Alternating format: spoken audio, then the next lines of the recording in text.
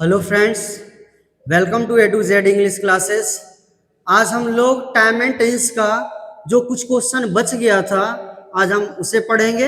हम लोग time and tense का जो थ्योरी है, सबसे पहले टाइम एंड टेंस का फर्स्ट जो है थ्योरी जो है वो हम लोग पढ़ चुके थे पहले वीडियो में।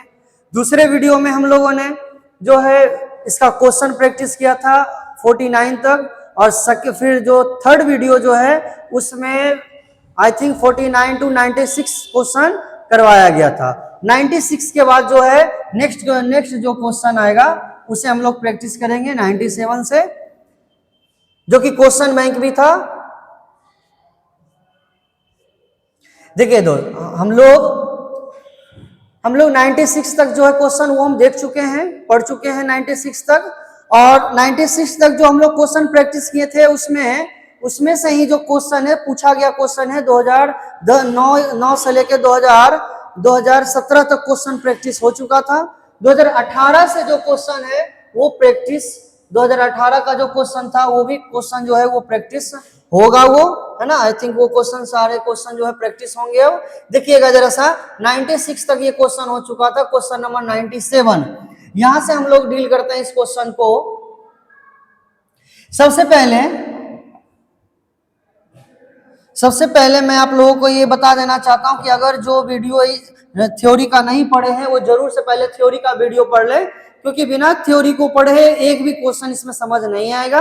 अगर आपको वीडियो अगर आपने इसका थ्योरी का वीडियो आपने देखा है तो एक क्वेश्चन ऐसा नहीं है जो आपको समझ नहीं आएगा, 100% आपको क्वेश्चन समझ में आएगा। इसके लिए आप इसका जो वीडियो जो है, इसका जो थ्योरी जो है वो जरूर देख लें, इसका थ्योरी, है ना। अब देखते हैं जरा सा बिना देर किए हुए। Priya dash English for 5 years by January 2026। आप यहां देखेंगे तो थ्योरी लग रहा है बाय प्लस समय। मैंने एक थ्योरी पढ़ाया था कि बाय प्लस समय रहता है या बिफोर प्लस समय रहता है, तो हम लोग लिखते हैं विल या शैल plus have plus main verb का तीसरा रूप, ये लिख करके हम लोग बनाते हैं। लेकिन यहाँ थोड़ा सा ध्यान रखने वाली बात क्या है कि यहाँ देख रहे हैं हम लोग बाय प्लस समय है, लेकिन इसके जस्ट पहले एक और थ्योरी लग रहा है फोर प्लस समय। तो यहाँ बच्चे कंफ्यूजन में रह जाते हैं कि हमें जो है बनाना है वो लास्ट वाला के अनुसार बनाना है किसके अनुसार से। तो पहले मैं बता दूं कि जो लास्ट में रहेगा बाय प्लस जैसे समय है, लास्ट में थ्योरी लग रहा है, इसको नहीं, इसके जो पहले है उसके अनुसार से लिखना होगा। यानी सबसे पहले जो थ्योरी लग रहा है उसके अनुसार से लिखना होगा, लास्ट वाला के अनुसार से नहीं। तो हम लोग देखते हैं यहाँ पर क्या है, 4 प्लस समय। और हम लोग पढ़े हैं कि सिंस या 4 रहता है, उसके बाद अगर समय रहता है तब हम लोग लिखते हैं हैज या have plus been plus main verb का चौथा रूप। ध्यान देंगे जरा सा, ये क्वेश्चन जो अभी आप देख रहे थे 97 का, ये बहुत ही इंपॉर्टेंट और कॉम्प्लिकेटेड क्वेश्चन है। ये थोड़ा जरा सा ध्यान देंगे। मैंने पढ़ाया था कि सिंस या 4 रहता है, उसके बाद अगर समय रह जाए तो हम लोग लिखते हैं हैज या हैव, उसके बाद लिखते हैं बीन, और बीन के बाद लिखते हैं मेन वर्ब का चौथा रूप यानी कि V4, ये लिखते हैं। लेकिन दोस्तों क्या है कि इसके अलावा एक और थोड़ा सा एक थ्योरी है, जरा सा समझेंगे कि अगर ऐसा कंडीशन हो कि सिंस या 4 रहे, इसके बाद समय भी रहे, लेकिन समय कैसा होना चाहिए, फ्यूचर में। अगर फ्यूचर में समय रह गया, फ्यूचर में कहने का मतलब कि क्या हुआ कि अगर सिंस या 4 के बाद समय जो रहेगा कैसा रहेगा, तो फ्यूचर का मतलब जैसे कि अगर रहेगा लिखा हुआ नेक्स्ट मंडे मतलब क्या हो गया, अगला, सॉरी, है ना, नेक्स्ट मंडे मतलब जैसे कि नेक्स्ट मंडे मतलब अगला मंडे, मतलब आने वाला जो मंडे है। तो आने वाला मंडे वो तो अभी आया नहीं, वो तो भविष्य में है, फ्यूचर में है वो तो, है ना। तो अगर फ्यूचर वाला समय आ जाए, जैसे कि अभी हम लोग जो क्वेश्चन देखे थे इसमें क्या है 2026, तो 2026 तो अभी आया नहीं है ना, 2026 तो अभी नहीं आया, हम लोग अभी 2025 में पढ़ रहे हैं ये सभी चीजों को। तो 2025 अभी चल रही है, 26 जो ये फ्यूचर वाली बात है।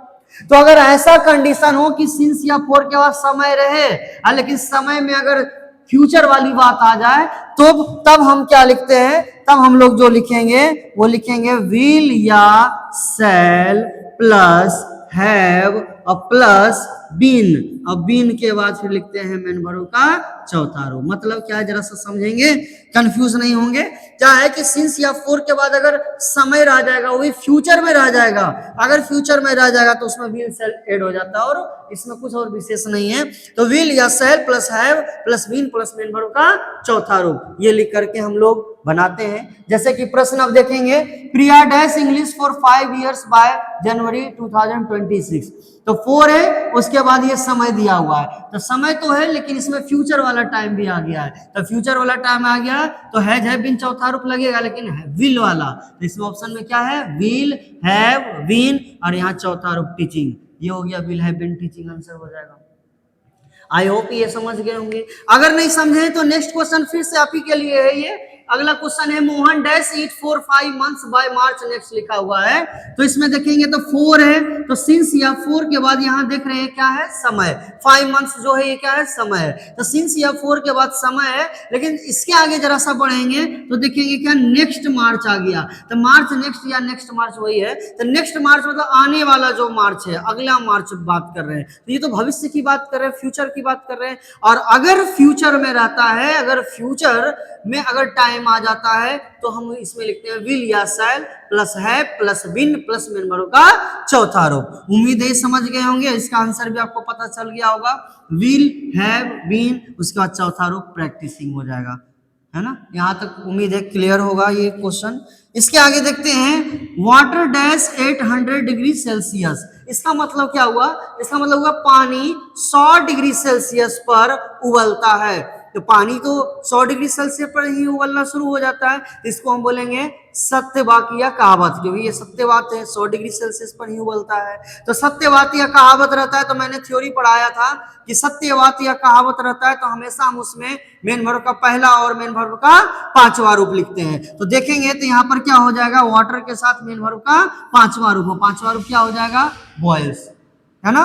उम्मीद है समझ गए होंगे ये क्वेश्चन। नेक्स्ट है, the teacher said that the earth dash round, ये देखिए तो ये भी तो सत्य ही है, लिखा वो शिक्षक ने कहा कि पृथ्वी गोल, क्या पृथ्वी गोल है या थी, क्या होगा, पृथ्वी गोल है ना, तो क्या हो जाएगा, is the earth is round. इतना इजी क्वेश्चन है, इससे आसान क्या क्वेश्चन रहता है ना।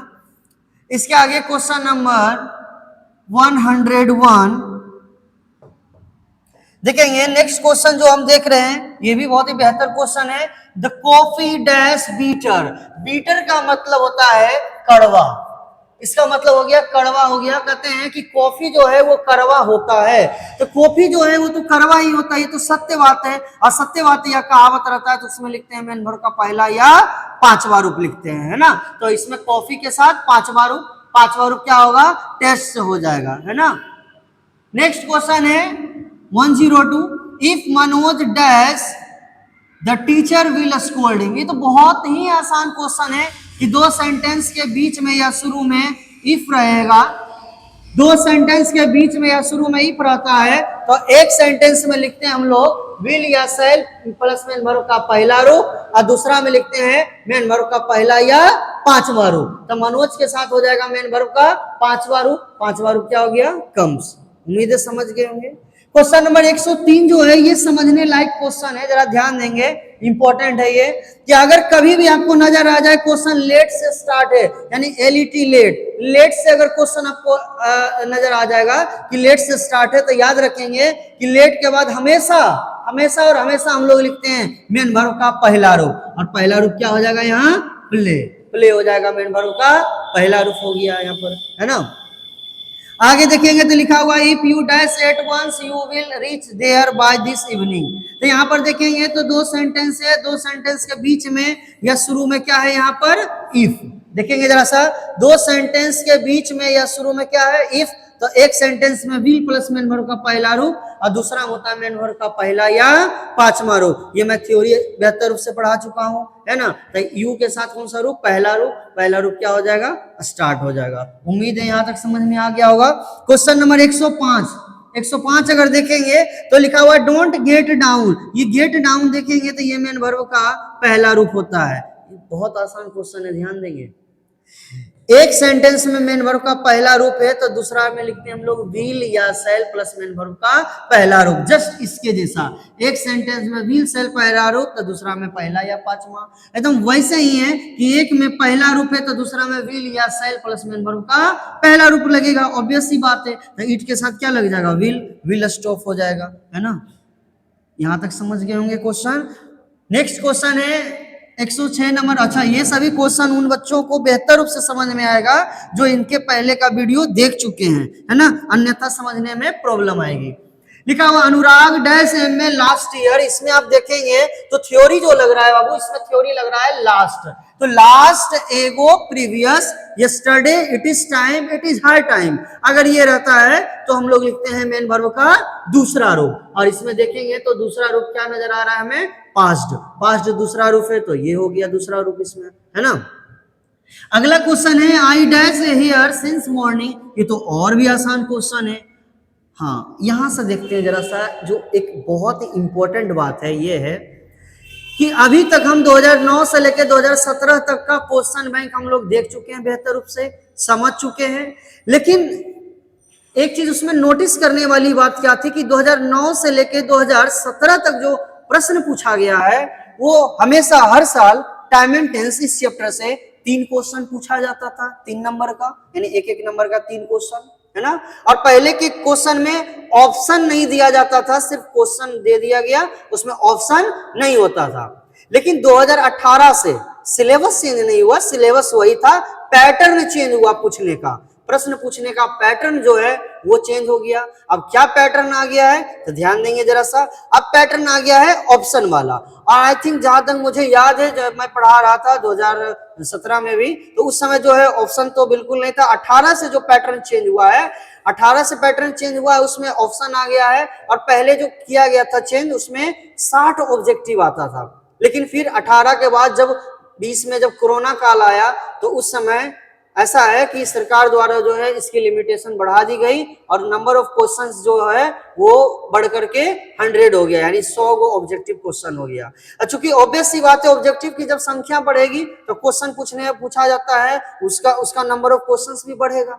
तो पहले 3 नंबर का पूछता था, लेकिन आप देखेंगे 2018 में सिर्फ इस चैप्टर से 8 क्वेश्चन पूछा गया है, इसका कोई फिक्स नहीं है। 2019 में 7 क्वेश्चन पूछा गया है, तो कभी 8, कभी 7, कभी 6। इसलिए मैं कहता हूं ये सबसे इंपॉर्टेंट चैप्टर है, ग्रामर का जितना भी चैप्टर है सबसे important chapter time and tense है, और थोड़ा डिफिकल्ट भी है क्योंकि इसमें थ्योरी को याद करना पड़ता है, और याद करेंगे तो फिर बिल्कुल समझ में आएगा ये क्वेश्चन, है ना।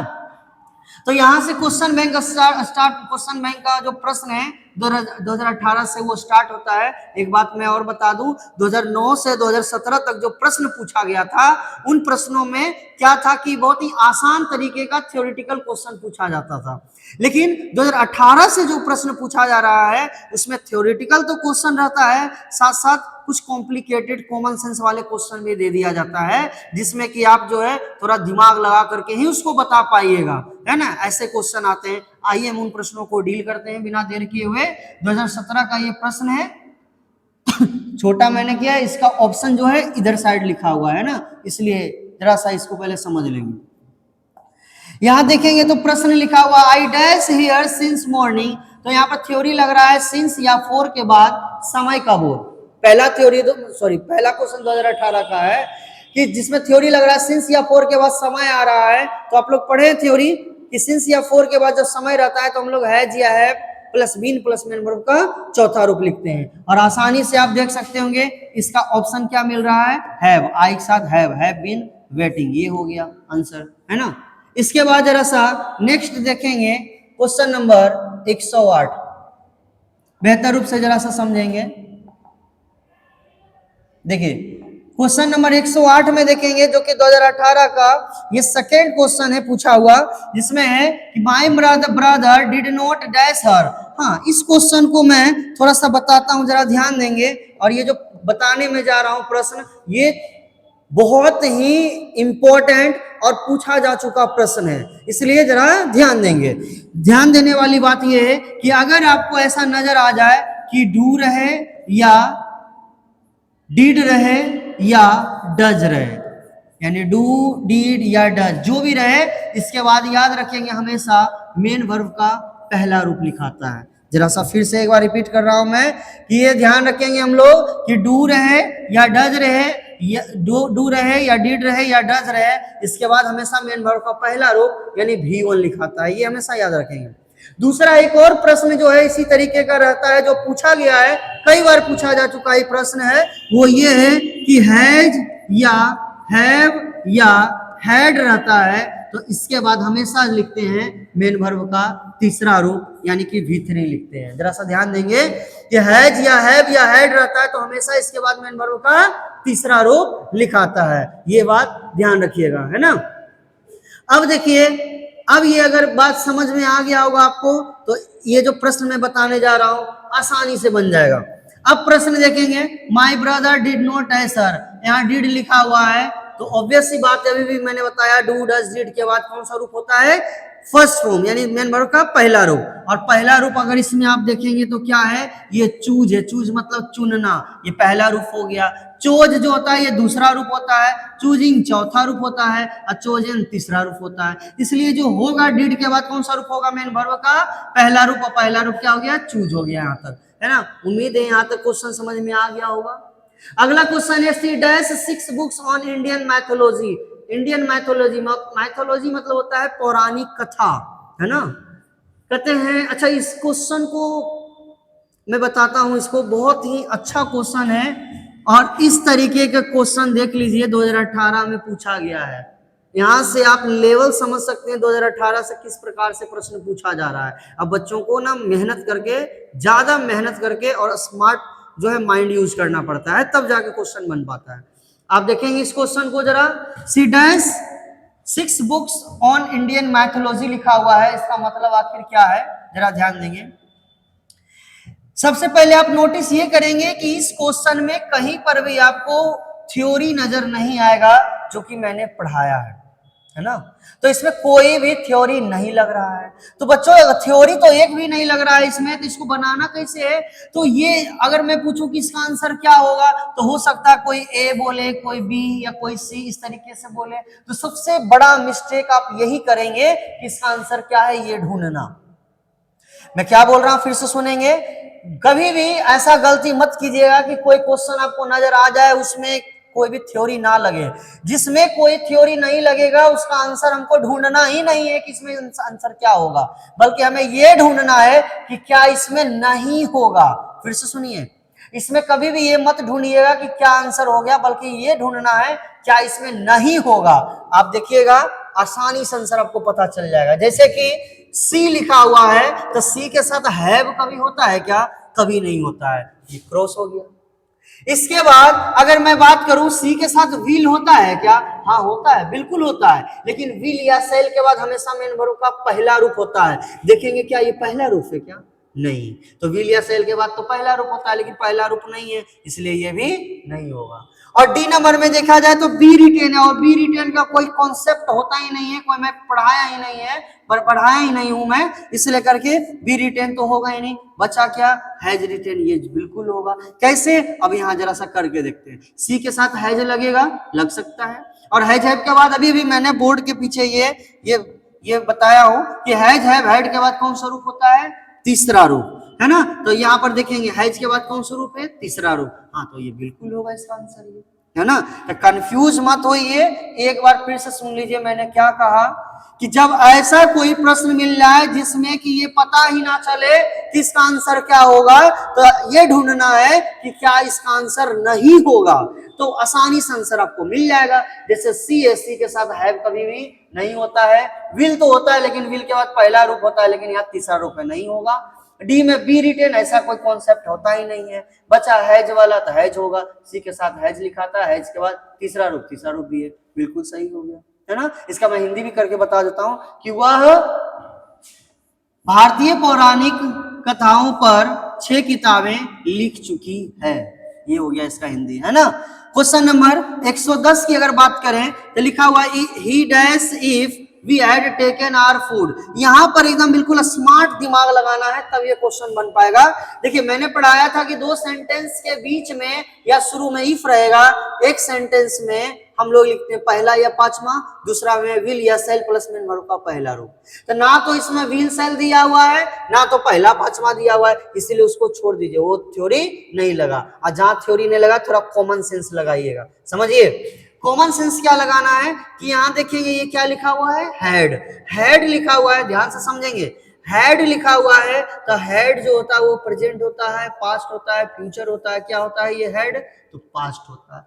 फिर से समझेंगे, हेड जो होता है बाबू वो होता है पास्ट। इस लेकर के चूंकि एक सेंटेंस में पास्ट है तो दूसरा में भी हमें क्या लिखना पड़ेगा, पास्ट। ये मैंने पिछले वीडियो में भी बताया है ना, कि एक सेंटेंस में अगर पास्ट होगा तो दूसरे में भी हमको क्या लिखना पड़ेगा, पास्ट लिखना पड़ेगा, है ना। तो देखेंगे जरा सा, अब नोटिस करेंगे, देखेंगे विल पास्ट है क्या? नहीं, तो फ्यूचर में आता है विल। अच्छा, आस्क पांचवा रूप पास्ट होता है क्या? नहीं होता है। हेड, हाँ हेड पास्ट होता है, लेकिन मैंने पढ़ा है अभी अभी कि हैज या हैव या हेड के बाद कौन सा रूप? तीसरा रूप। देखते हैं, हेड के बाद तीसरा रूप होना चाहिए, है क्या?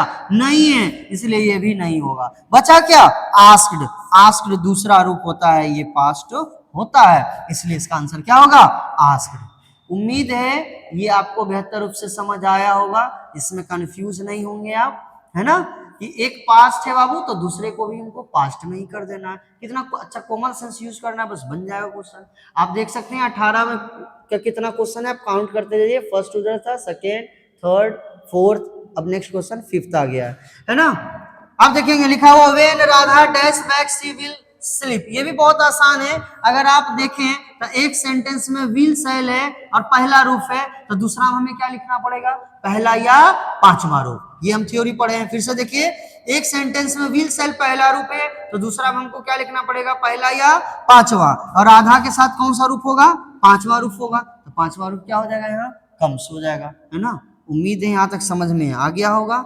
अगर आप क्वेश्चन नंबर 112 देखें तो ये क्वेश्चन मैं बता चुका हूं, सेम टू सेम क्वेश्चन में बता चुका हूं कि ऐसा कंडीशन है कि अगर वुड रहता है और इसके बाद अगर माइंड रहता है तो याद रखेंगे इसके बाद जनरली क्या है, मेन वर्ब का चौथा रूप का प्रयोग किया जाता है, यानी V4 का प्रयोग किया जाता है ना। तो वुड है और माइंड है, इसके बाद चौथा रूप। चौथा रूप क्या हो जाएगा, कमिंग। उम्मीद है अच्छा समझ गए होंगे ये क्वेश्चन। अगला क्वेश्चन है my sister dash a dress for her birthday last year. अगर आप इस क्वेश्चन को ध्यान से देखें तो इसमें थ्योरी लग रहा है लास्ट, और हम लोग पढ़े हैं लास्ट, एगो, previous, yesterday, it is time, it is high time. अगर ये रहता है तो हम लोग लिखते हैं मेन वर्ब का दूसरा रूप। और दूसरा रूप अगर देखें यहाँ पर सेकेंड फॉर्म, अगर इसमें आप देखें तो ये बाउट जो है ये सेकेंड फॉर्म है, दूसरा रूप है ना। तो ये हो गया। अगला प्रश्न है Kamlesh has been dash his house for of a few days लिखा हुआ है। ये भी बहुत आसान है, इससे आसान तो कोई क्वेश्चन नहीं हो सकता है कि हैज बीन या है प्लस बीन लगा, इसके बाद कौन सा रूप होगा, मेन वर्ब का चौथा रूप। हैज या है प्लस बीन, उसके बाद मेन वर्ब का चौथा रूप। तो चौथा रूप क्या हो जाएगा, यहाँ पे चौथा रूप हो जाएगा रिपेयरिंग, है ना। तो ये हो गया answer, repairing. Next question, question number 115 देखेंगे तो ये तो बेहतर क्वेश्चन है, ये 115 नंबर है ना। समझेंगे जरा सा।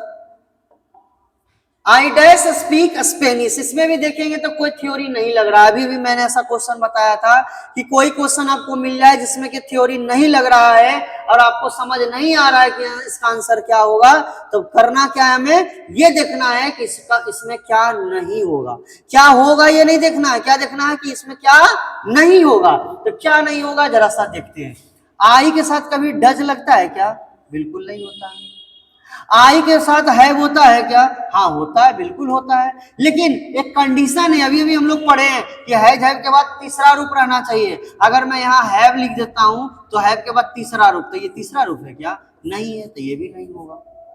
आई के साथ देखेंगे तो हैड, हाँ हैड होगा, लेकिन इसके बाद तीसरा रूप तो ये है नहीं, ये भी नहीं होगा। बचा क्या, डू नॉट, ये हो जाएगा। कैसे, तो आई के साथ हो जाएगा डू, और डू के बाद डू डज डिड के बाद होता है मेन वर्ब का पहला रूप, और स्पीक पहला रूप है, तो बिल्कुल यहाँ हो जाएगा, है ना। एक बार जरा सा इस क्वेश्चन को फिर से देख लेंगे। मैंने कहा कि जिस क्वेश्चन में आपको समझ नहीं आए कि इसका थ्योरी क्या लग रहा है, तो हमें ये देखना चाहिए उसमें कि इसका आंसर क्या नहीं होगा, है ना। तो ध्यान देंगे जरा यहाँ पे, आई लिखा हुआ, आई के साथ डज कभी भी नहीं होता है। हैव होता है लेकिन हैव के बाद तीसरा रूप रहना चाहिए, तीसरा रूप नहीं है। यहाँ पर देखेंगे हैड होता है लेकिन हैड के बाद तीसरा रूप नहीं है। यहाँ डू है, डू के बाद पहला रूप होता है। हाँ बिल्कुल होगा आंसर। ये 2018 तक उससे पहले टोटल कंप्लीट हो गया है ना। अब यहाँ से 2019 का ये प्रश्न पूछा हुआ है, जरा ध्यान देंगे। नेक्स्ट क्वेश्चन है they dash here next week, इसमें थ्योरी जो लग रहा है वो लग रहा है नेक्स्ट। अगर नेक्स्ट ईयर टुमारो रहता है तो मैंने बताया था इसको 3-3 नियम से बनाते हैं। नेक्स्ट ईयर टुमारो रहता है तो सबसे पहला नियम होता है मेन वर्ब का पहला या पांचवा रूप। तो ऑप्शन में देखेंगे क्या पहला या पांचवा रूप इसमें कहीं पर भी है क्या, इन चारों में से बिल्कुल नहीं है। दूसरा देखेंगे तो दूसरा रूप, दूसरा जो होता है वो क्या होता है विल या शैल प्लस मेन वर्ब का पहला रूप। ऑप्शन में है क्या, बिल्कुल है, विल प्लस पहला रूप, है ना। आंसर हो गया 116 का, ये डी हो गया। अब क्वेश्चन नंबर 117 की अगर बात करूं मैं तो when Sita dash back we will discuss the problem लिखा हुआ है। तो यहाँ पे देखेंगे तो व्हेन से स्टार्ट है बाबू, और यहाँ क्या देख रहे हैं विल प्लस पहला रूप। ऐसा क्वेश्चन जस्ट सेम तो पूछा गया था ऊपर में, है ना, कि विल या शैल के बाद पहला रूप अगर रहेगा तो दूसरा में हमें क्या लिखना है मेन वर्ब का पहला या पांचवा रूप लिखना है। तो सीता के साथ कौन सा रूप लगेगा, पांचवा रूप। तो पांचवा रूप क्या हो गया यहाँ पे कम्स, है ना। उम्मीद है ये बेहतर रूप से आप समझ गए होंगे। इसके आगे लिखा हुआ है कि when the sun is shining we usually dash for swimming। अगर आपने थ्योरी पढ़ा है तो बहुत ही आसान थ्योरी ये लग रहा है यूजुअली, और यूजुअली रहता है तो हम लोग लिखते हैं मेन वर्ब का पहला या पांचवा रूप, और वी के साथ हमेशा कौन सा रूप होता है पहला रूप, और पहला रूप क्या हो जाएगा गो। अगर किन्हीं को कंफ्यूजन है कि पहला रूप और पांचवा रूप कहाँ लिखते हैं तो देख लेंगे आई यू या पुलरल, पुलरल मतलब एक से ज्यादा, इन तीनों में से कुछ भी रहता है तो मेन वर्ब का पहला रूप लिखते हैं। जैसे यहाँ लिखा है वी, वी मतलब हम लोग मतलब एक से ज्यादा लोग हैं तभी तो हम लोग बोल रहे हैं। तो हम लोग हैं, हम लोग मतलब एक से ज्यादा मतलब पुलरल, पुलरल है तो पहला रूप, और पहला रूप हो गया क्या चीज गो। उम्मीद है क्वेश्चन नंबर 118 तक आप समझ गए होंगे। क्वेश्चन नंबर 119 से देखेंगे तो लिखा हुआ है कि डैश, 119 से लिखा हुआ है कि dash he come with us लिखा हुआ है। तो यहां पर देखेंगे कि इसमें कोई थ्योरी तो लग नहीं रहा है, और सेम क्वेश्चन आ गया कि जहां थ्योरी नहीं लगेगा तो वहां हमें यह देखना है कि इसका आंसर क्या नहीं होगा, है ना। तो खुद ब खुद पता चल जाएगा कि कौन सा इसका आंसर होगा। तो देखते हैं जरा सा, ही के साथ इज लगता है कभी क्या, हाँ लगता है, लेकिन ईजे मार के बाद हमेशा मेन वर्ब का चौथा रूप होता है। तो ईजे मार के बाद ये चौथा रूप है क्या, नहीं है, इसलिए इसका आंसर ये नहीं होगा। आगे देखेंगे तो डू लिखा हुआ है, तो ही के साथ डू होता है क्या, नहीं होता है। ही के साथ हैव होता है क्या, नहीं होता है। अब बचा क्या विल, हाँ ही के साथ विल होता है, और विल शैल के बाद मेन वर्ब का पहला रूप, और कम कौन सा रूप है पहला रूप, तो बिल्कुल ये होगा, आंसर ये हो गया, है ना। अगला क्वेश्चन है 120 नंबर में, John dash in hospital for 2 weeks. आप लोग माइंड में रख लिए होंगे कि क्या थ्योरी लग रहा है इसमें, बहुत आसान है, 4 प्लस समय। तो जब सिंस या फॉर के बाद समय रहता है तब हम लोग लिखते हैं हैज या हैव प्लस बीन और प्लस मेन वर्ब का चौथा रूप, ये लिख करके हम लोग बनाते हैं। तो आप इसमें देखेंगे तो क्या लिखा है आंसर, हैज बीन लाइंग, ये हो गया। क्वेश्चन नंबर 121 भी सेम वही क्वेश्चन है, इसमें देखेंगे तो कोई थ्योरी नहीं लग रहा है, और जहां थ्योरी नहीं लगता है तो ये देखते हैं कि यहाँ पर क्या नहीं होगा। तो देखेंगे बी वाला कोई कॉन्सेप्ट पढ़े ही नहीं है, ईज एम आर लिख तो सकते हैं लेकिन इसके बाद चौथा रूप होना चाहिए, चौथा रूप नहीं है। बचा क्या डू नोट, तो डू नोट हो सकता है ना। अब किन्हीं के मन में आ रहा है नन ऑफ दिस भी तो हो सकता है, तो इसको प्रूफ करते हैं। किड्स मतलब हो गया एक से ज्यादा के साथ डू लग सकता है, और डू के बाद होता है डू डज डिड के बाद पहला रूप, तो ये पहला रूप वॉच मतलब देखना, पहला रूप, हाँ ये प्रूफ हो जा रहा है, इसलिए करके हम यहाँ डू नोट लिख सकते हैं। फिर से देखेंगे इसमें कोई थ्योरी नहीं लग रहा है, जहां कोई थ्योरी नहीं लगता है तो हम ये देखते हैं कि इसमें कौन सा आंसर नहीं होगा। तो देखेंगे आर किड्स लिखा हुआ, बी का कोई कॉन्सेप्ट नहीं है, ईज एम आर के बाद चौथा रूप होता है जो कि ये चौथा रूप नहीं है। बचा डू नोट, तो ये इसको हम फिल करके देखते हैं किड्स एक से ज्यादा है, प्लूरल है, तभी मैंने बताया प्लूरल के साथ डू लिखते हैं, लेकिन डू डज डिड के बाद पहला रूप होना चाहिए। और वॉच मतलब देखना, ये पहला रूप हो गया, है ना। बिल्कुल ये फॉलो हो रहा है, आंसर हो गया ए। अब क्वेश्चन नंबर 122 की अगर बात करें तो आप देखेंगे the teacher dash the lesson yesterday. इसको मैं थोड़ा छोटा करता हूं, शायद हो पाए, नहीं हो पाएगा। देखिए क्वेश्चन नंबर 122 आप ध्यान से जरा देख लेंगे, लिखा हुआ है कि the teacher dash lesson yesterday. इसमें थ्योरी क्या लग रहा है, यस्टरडे। और मैंने पढ़ाया था लास्ट, एगो, previous, yesterday, it is time, it is high time, ये सब रहता है। तो हम लोग लिखते हैं मेन वर्ब का दूसरा रूप, यानी कि V2 लिखते हैं। और यहां देखेंगे तो यस्टरडे लिखा हुआ है, तो V2 लिखेंगे, यानी कि मेन वर्ब का दूसरा रूप लिखेंगे। अब इसका ऑप्शन देखते हैं क्या दिया गया है ना, जरा सा। तो यहाँ पे दिया गया है 2020 का क्वेश्चन था, और ऑप्शन यहाँ पे ये दिया गया है। बताइए इसमें क्या होगा। उम्मीद है आपको पता चल गया होगा इसका आंसर। दूसरा रूप क्या होता है, टाउट, है ना ये चीज। अब 2020 का ही क्वेश्चन है, we dash that you would succeed लिखा हुआ है। इसमें भी आप देखेंगे तो तुम कॉमन सेंस लगाएंगे तो पता चल जाएगा, इसमें कोई थ्योरी नहीं लग रहा है, ना ही थ्योरी लग रहा है। तो देखेंगे बाबू ये क्या है, वुड लिखल है। तो वुड जो होता है ये क्या चीज है, पास्ट है।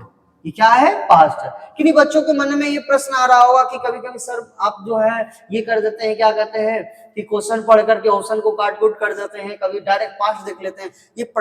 ये आपको बनाते बनाते एक्सपीरियंस हो जाएगा, और क्वेश्चन जैसे ही आप देखेंगे जस्ट तुरंत आप बोल देंगे कि इसका आंसर ये होगा, है ना। ये प्रैक्टिस से होगा। आप एक दो बार इसी वीडियो को देखेंगे पूरा चैप्टर का, आपको एकदम बिल्कुल फ्लुएंट वे में जो है आपको जो है समझ आ जाएगा, है ना। कोई भी क्वेश्चन देखेंगे आसानी से बता देंगे। और एक क्वेश्चन भी, मैं सिंगल क्वेश्चन की बात कर रहा हूं कि टाइम एंड टेंस का कोई क्वेश्चन जो एग्जाम में पूछा जाएगा, एक क्वेश्चन नहीं छूटेगा आपसे, अगर आपने पूरा वीडियो जो है देखा है टाइम एंड टेंस का, तो, है ना।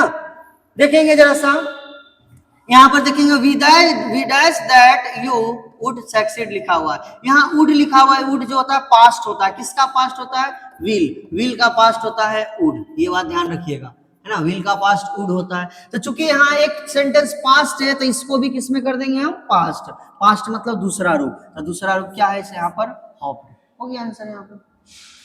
अगला क्वेश्चन तो बहुत आसान है, थ्योरी क्या लग रहा है, यस्टरडे, द लास्ट, एगो, previous, yesterday, it is time, it is high time रहता है, तो लिखते हैं मेन वर्ब का दूसरा रूप। और दूसरा रूप इसमें देखेंगे तो क्या लिखा हुआ है, वेंट हो गया दूसरा रूप, है ना, ये चीजें। अगला क्वेश्चन है the teacher dash about the weather. यहाँ बात करेंगे जरा, the teacher dash about the weather, मतलब शिक्षक जो है मौसम के बारे में कहें, है ना। तो कहना का से होता है, सेड हो जाएगा इसका सेकेंड फॉर्म, है ना। क्वेश्चन नंबर 126 की अगर बात करें,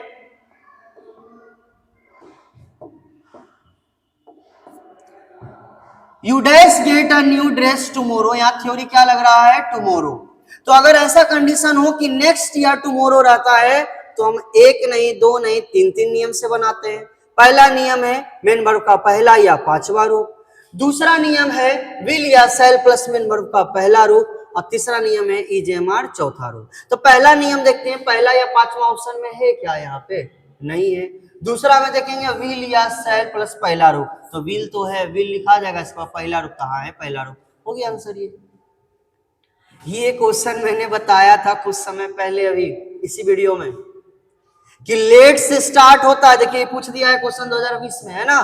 तो लेट से स्टार्ट अगर होता है तो इसके बाद हमेशा हम लोग लिखते हैं मेन वर्ब का पहला रूप, और इसके बाद पहला रूप लिखेंगे, और पहला रूप क्या होगा, लीव। ये चीज हो गया। तो क्वेश्चन नंबर 127 तक ये कंप्लीट हो गया। उम्मीद है बच्चों आप लोग को बेहतर रूप से ये समझ में आया होगा। जिन बच्चों को इस चैप्टर में अगर प्रॉब्लम है तो शुरू से वीडियो को देखें, सबसे पहले थ्योरी वाले वीडियो को देखें, और फिर उसके बाद होमवर्क वाले वीडियो को देखें, तब आपको बेहतर रूप से समझ में आएगा। कुछ बच्चे क्या कर रहे हैं कि अपने फ्रेंड को शेयर कर दे रहे हैं, तो डायरेक्ट क्वेश्चन शेयर कर दे रहे हैं। तो क्वेश्चन शेयर कर देने से जो है वो उनको उतना समझ आएगा नहीं। पहले शेयर कर रहे हैं तो पहले थ्योरी को शेयर करें, फिर शेयर करें इस क्वेश्चन को, फिर आसानी से बन जाएगा। हम लोग 2020 तक का क्वेश्चन बैंक देखे हैं, इसके आगे का हम लोग नेक्स्ट वीडियो में देखेंगे। तब तक के लिए जय हिंद,